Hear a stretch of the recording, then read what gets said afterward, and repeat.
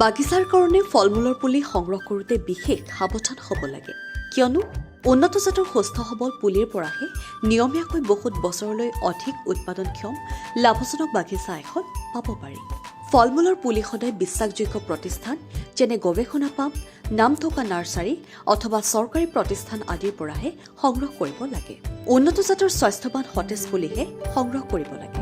অতি বেছি বা অতি কম বয়সৰ পুলি নিৰ্বাচন কৰিব নালাগে। 60 বা 70 চেণ্টিমিটাৰ ওখ মধ্যমীয়া আকাৰৰ এবছৰীয়া পুলি ৰোপণ কৰাৰ বাবে উপযুক্ত। জোৰা কলমৰ পুলিৰ ক্ষেত্ৰত শিপা পুলি আৰু কোহ সমান আকাৰৰ হোৱা উচিত। পুলিবোৰ সকলো ধৰণৰ পোক পৰুৱা বা বেমাৰ আজাৰৰ পৰা মুক্ত হ'ব লাগে। একেবিধ ফলৰে বহুত জাতৰ পুলি বাগিচাত ৰোপণ কৰিব নালাগে। বাগিচাত আৱশ্যক হোৱা পুলিৰ পৰিমাণতকৈ 15% পুলি বেছিকৈ সংগ্ৰহ কৰিব লাগে।